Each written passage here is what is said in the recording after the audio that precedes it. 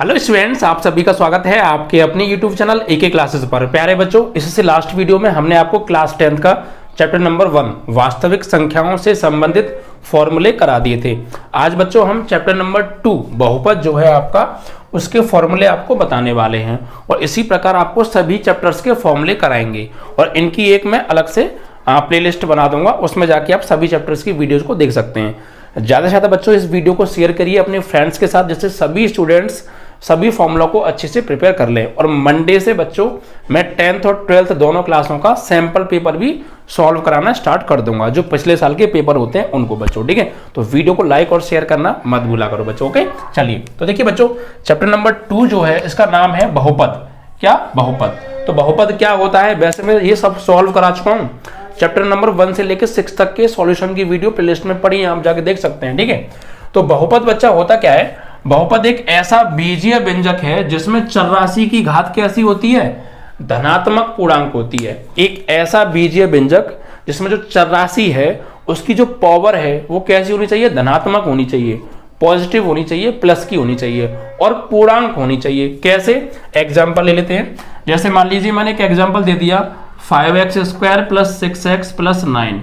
ये क्या है? एक बहुपद है। क्या है? एक बहुपद है। कैसे पहचानेंगे ये बहुपद है? तो इसमें जो चरराशि आ रही है ना, उसको देखिए। चरराशि कहां पर आ रही है ये चेक करो आप। देखो चरराशि एक तो ये यहां पे आ रही है x² और एक ये x, दो जगह आ रही है चरराशि।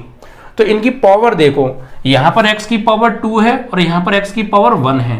तो ये जो पावर है चरराशि की, ये प्लस की होनी चाहिए, धनात्मक होनी चाहिए और पूर्णांक होनी चाहिए। पूर्णांक मतलब ये बटे में ना हो। इसको सॉल्व करके पॉइंट में नंबर ना आए, पॉइंट में कोई संख्या ना आए। ऐसी ना हो कि x की पावर 1/2, तो 1/2 का मतलब होता है 0.5। तो इसकी जो घात है वो पॉइंट में ना हो, यानी बटे में ना हो। ठीक है, ऐसे अगर आप कहें सर ये वाली 8/4 हुई, तो देखो इसको सॉल्व करके जो आ रहा है वो 4 आ रहा है, तो ये 4 पॉइंट में नहीं आ रहा है। ठीक है, तो वही चीज मैं कहना चाह रहा हूं, जितनी जगह भी चरराशि आ रही है और जो भी चरराशि आ रही है उसकी पावर धनात्मक होनी चाहिए और पूर्णांक होनी चाहिए, पॉइंट में नहीं होनी चाहिए। तो वो क्या कहलाएगा? व्यंजक, बहुपद कहलाएगा। ठीक है, उसके बाद अब बात करें बहुपद की घात। तो ये बहुपद बच्चा दो तरीके से हम इसको डिवाइड कर सकते हैं, एक घातों के आधार पर और एक पदों के आधार पर। घातों के आधार पर, पदों के आधार पर बहुत सिंपल है, समझिए। सबसे पहले अगर मैं बात करूं बहुपद की घात क्या है, बहुपद की घात क्या होती है, तो ये एक बहुपद है। तो इसमें चरराशि की जो सबसे बड़ी पावर होगी, सबसे बड़ी जो घात होगी, उसी को इस बहुपद की घात बोलेंगे। तो अगर आपसे मैं ये पूछूं कि इस बहुपद की घात बताओ, तो x की पावर यहां 1 है, x यहां पर भी है बच्चा, लेकिन यहां पे x की पावर 0 है और x की पावर 0 की वैल्यू 1 होती है, तो 1 का गुणा 9 में करेंगे 9 ही आएगा, इसलिए मैंने लिखा नहीं है। तो देखो चरराशि की घात एक जगह तो 0 आ रही है, एक जगह 1 आ रही है, एक जगह 2 आ रही है, तो सबसे बड़ी पावर कितनी है? 2। तो इसकी घात हो गई 2। समझ में आया? तो जो भी आपको बहुपद दिया है, अगर आपसे पावर पूछे इसकी पावर क्या होगी, तो सबसे बड़ी पावर चेक कर लो, वही होगी। ठीक है, जैसे मैं लिखा 9x की पावर 7 + 8x² + 3। तो यहां पर चरराशि की सबसे बड़ी घात कितनी है? x की पावर 7। तो घात हो गई बच्चा, तो यहां से घात हो जाएगी आपकी 7। जो सबसे बड़ी पावर है वही घात होगी। ठीक है, अब बहुपद के प्रकार की बात करते हैं। बहुपद दो तरीके से डिवाइड कर सकते हैं हम, एक घातों के आधार पर और एक पदों के आधार पर। तो घातों के आधार पर कैसे? देखिए, सबसे पहले नंबर 1 होता है बच्चा रैखिक बहुपद। कौन सा? रैखिक बहुपद, लीनियर पॉलिनोमियल। ये क्या होता है? जिस बहुपद की सबसे बड़ी पावर चरराशि की 1 होगी उसे हम रैखिक बहुपद बोलेंगे। जैसे ये मान लीजिए एग्जाम्पल ax + by + c। तो देखो दो चरराशियां आ रही हैं इसमें, एक तो आ रही है x और एक आ रही है y।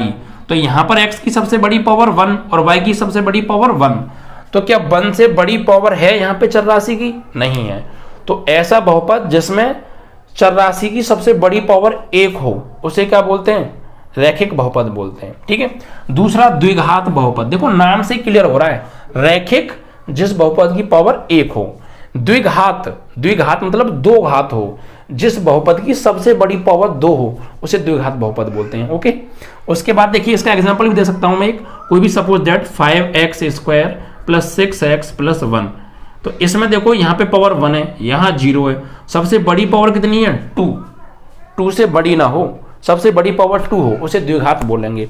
ऐसी त्रिघात बहुपद, ऐसा बहुपद जिसमें चरराशि की सबसे बड़ी पावर 3 हो, 3 हो, त्रिघात बहुपद जैसे ax³ plus bx² plus cx plus d।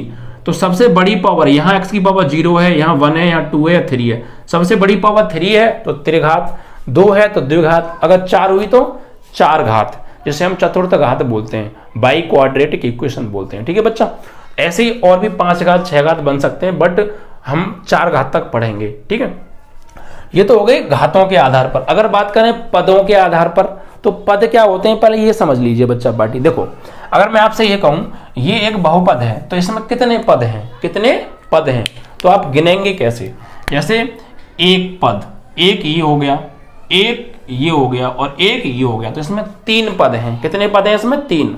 ये जो प्लस माइनस का कोई भी चिन्ह आए वो पदों को अलग अलग कर देता है। ठीक है, तो प्लस से पहले एक पद ये हो गया, इस प्लस से पहले एक पद ये हो गया और एक लास्ट में, ये तो 3 पद हैं इसमें। ठीक है, अगर मैं आपसे ये कहूं इसमें कितने पद हैं, तो देखो 1 2, ऐसा नहीं a अलग गिने x अलग गिने, ये पूरा एक पद है। गुणा में तो एक पद माना जाता है, प्लस या माइनस आ रहा है तो वो अलग अलग पद हो जाते हैं। ठीक है, तो ये एक पद ये हो गया, एक पद ये हो गया, एक ये और एक ये, कुल मिला के 4 पद हैं। ठीक है, तो पदों के आधार पर हम बहुपद को क्लासिफिकेशन कर सकते हैं। कैसे, मैंने लिखा नहीं है, बोल के समझा देता हूं। अगर कोई ये कहे एक पदी बहुपद, कौन सा, एक पदी बहुपद, एक होता है एक पदी बहुपद, ऐसा बहुपद जिसमें केवल एक पद हो। भाई नाम से इंडिकेट हो रहा है एक पदी, जिसमें एक पद हो। ठीक है, जैसे बोल दो ax या 5y 9x, ये सब एक पदी बहुपद है। ऐसे द्विपदी बहुपद, ऐसा बहुपद जिसमें केवल 2 पद हो, जैसे 5x² प्लस 1, 2 पद है। त्रिपदी बहुपद, ऐसा बहुपद जिसमें केवल 3 पद हो, जैसे यहाँ 3 पद का यही रहा एग्जाम्पल लो, 1 2 3 पद है, त्रिपदी बहुपद। तो पद जितने पद होंगे वो उतना ही पदी बहुपद कहलाएगा। 4 पद हैं तो 4 पदी बहुपद हो गया। ठीक है, ऐसे तरीके से होता है, ज्यादा हार्ड नहीं है। उसके बाद देखिए द्विघात बहुपद का व्यापक रूप क्या होता है, यहां से ये इंपॉर्टेंट है, इनके ऊपर सवाल बनता है। ठीक है, ये बहुत इंपॉर्टेंट है, ध्यान से समझिएगा। द्विघात बहुपद का व्यापक रूप, जनरल फॉर्म क्या होती है, तो ये होता है ax² plus bx plus c, ax² plus bx plus c, क्योंकि ये द्विघात बहुपद का व्यापक रूप है। तो सबसे बड़ी पावर 2 होनी चाहिए, तो देखो 2 ही है। ठीक है, तो और देखो x² का अगर मैं आपसे ये पूछूं x² का गुणांक बताओ, x² का कोफिशिएंट गुणांक क्या है, तो x² में किससे गुणा हो रहा है, वही उसका गुणांक है। तो x² में गुणा हो रहा है a से, तो x² का गुणांक हो गया a। ठीक है, अगर मैं आपसे ये कहूं x का गुणांक बताओ, x का गुणांक कितना है, तो x में गुणा हो रहा है b से, तो इसका गुणांक हो गया b। और मैं आपसे ये कहूं अचर पद क्या है, तो ये जो c है, जहां पर x की पावर 0 होती है, अकेला c होता है, उसे बोलते हैं अचर पद। समझ में आ गया, ये उसका व्यापक रूप हो गया।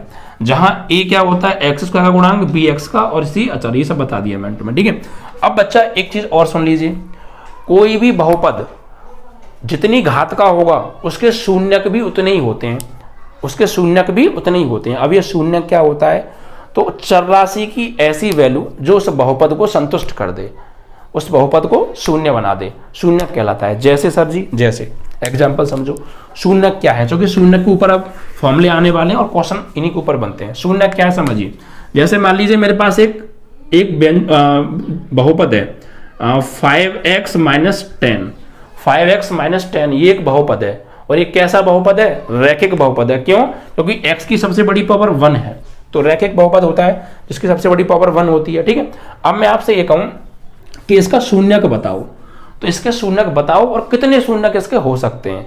तो आप ये देखिए, इसकी सबसे बड़ी पावर कितनी है 1, तो शून्यक भी कितने होंगे 1, इसका केवल एक ही शून्यक होगा, मतलब एक ही ऐसी संख्या मौजूद होगी दुनिया में जो इसको 0 बना सकती है, वरना और कोई 0 नहीं बना सकता है। ठीक है, तो इसका शून्यक होगा 1।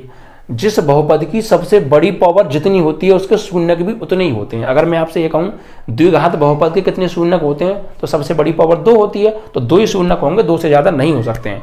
त्रिघात बहुपद के कितने शून्यक होते हैं तो त्रिघात बहुपद की सबसे बड़ी पावर 3 होती है, तो उसके बहुपद 3 ही होंगे, इससे ज़्यादा नहीं हो सकते हैं। 4 घात के 4, 5 घात के 5, इसके अलावा इससे ज़्यादा नहीं हो सकते। ठीक है, तो अगर मैं ये कहूँ इसका शून्यक होगा क्या, तो देखो सिंपल सी भाषा में, घर की भाषा में समझो, x की कोई ऐसी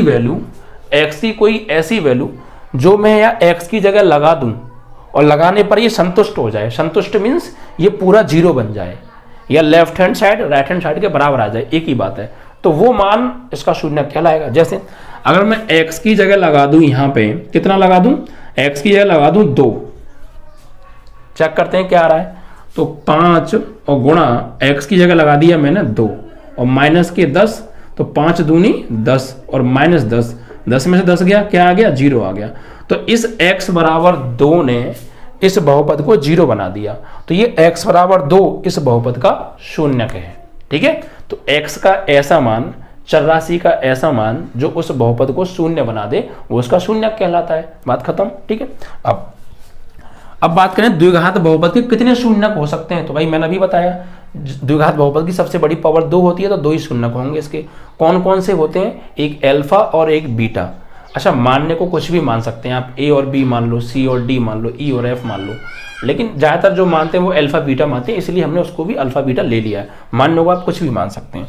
तो इसके 2 शून्यक होते हैं, एक होता है अल्फा, एक होता है बीटा। ठीक है, अब ये क्वेश्चन बहुत ज्यादा बनता है कि द्विघात बहुपद के शून्यकों में संबंध ज्ञात कीजिए, संबंध स्थापित कीजिए। आप कोई क्वेश्चन पेपर उठाकर देखिएगा, वहां पे आपको क्वेश्चन मिलेगा। तो संबंध वाले फॉर्मूले बहुत जरूरी हैं। तो संबंध 2 तरीके से बनते हैं, द्विघात बहुपद के शून्यकों में संबंध बनते हैं 2 तरीके से। एक शून्यकों का योगफल, ये बहुत पूछा जाता है। ठीक है, द्विघात बहुपद के शून्यकों का योगफल, योगफल मतलब प्लस, यानी शून्यकों को योग जोड़ दो, अल्फा प्लस बीटा।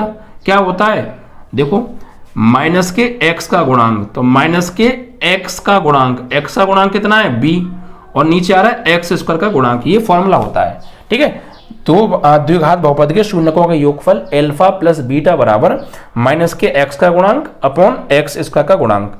या फिर इस बात को ऐसे भी कह सकते हैं, माइनस तो माइनस है ही, x का गुणांक, तो देखो x का गुणांक कितना है यहाँ पे b, और अपॉन एक्स स्क्वायर का गुणांक, तो एक्स स्क्वायर का गुणांक कितना है यहाँ पे a, तो a यानी माइनस b अपॉन a। ठीक है, तो द्विघात बहुपद के शून्यकों का योगफल alpha plus beta is equal to minus b upon a होता है। ऐसे ही शून्यकों का गुणनफल अल्फा इंटू बीटा, तो ये होता है अचर पद बटे एक्स स्क्वायर का गुणांक। तो अचर पद कितना है यहाँ पे c, और एक्स स्क्वायर का गुणांक कितना है a, तो c अपॉन a भी कह सकते हैं। ठीक है, तो योगफल alpha plus beta is equal to minus b upon a and गुणनफल c अपॉन a। ओके, अब एक सवाल और पूछा जाता है, जब हमें मान लीजिए किसी, हमें ये सवाल में दे रखा होगा कि शून्यकों का योगफल अल्फा प्लस बीटा बराबर इतना है और गुणनफल अल्फा इंटू बीटा बराबर इतना है, कुछ भी दे रखा होगा, तो द्विघात बहुपद बताओ। जब हमें शून्यकों का योगफल अल्फा प्लस बीटा पता हो या दिया हो सवाल में, और गुणनफल भी दिया हो, और कहे द्विघात बहुपद बताओ या बनाओ, तो कैसे बनाएंगे, फॉर्मूला देखो। उसका फॉर्मूला होता है द्विघात बहुपद बनाने का, एक्स स्क्वायर माइनस के शून्यकों का योगफल alpha plus beta into x और प्लस शून्यकों का गुणनफल यानी alpha beta, x square minus bracket में alpha plus beta x plus alpha beta. ठीक है, ये आप फॉर्मूला याद रखिएगा। ये तो था द्विघात बहुपद के बारे में। ठीक है, अब इसी में एक और चीज पूछी जाती है, त्रिघात बहुपद। तो त्रिघात बहुपद आप समझ गए होंगे, जिस बहुपद की सबसे बड़ी पावर 3 हो, त्रिघात बहुपद। अगर आपसे मैं ये कहूँ कि इस त्रिघात बहुपद के शून्यक कितने होंगे, तो मैंने आपको बताया था जितनी बड़ी पावर होती है चर राशि की उसके शून्यक भी उतने ही होते हैं। तो त्रिघात बहुपद के कितने शून्यक होंगे, 3 होंगे। भाई द्विघात था तो 2 शून्यक थे, अल्फा और बीटा, लेकिन वो त्रिघात है तो उसमें 1 शून्यक और बढ़ जाएगा। ठीक है, तो पहले बात करते हैं त्रिघात बहुपद के व्यापक रूप के बारे में, कैसा होता है। तो देखो ये होता है व्यापक रूप, ax³ plus bx² plus cx plus d। ठीक है, सबसे बड़ी पावर 3 है। अगर बात करूं इसके शून्य कितने होंगे, तो 3 होंगे। कौन कौन से, 2 तो यही होंगे अल्फा और बीटा, 1 और बढ़ जाएगा। तो अल्फा बीटा और 1 और बढ़ जाएगा, इसे बोलते हैं गामा। क्या बोलते हैं, गामा। तो 3 शून्यक होते हैं।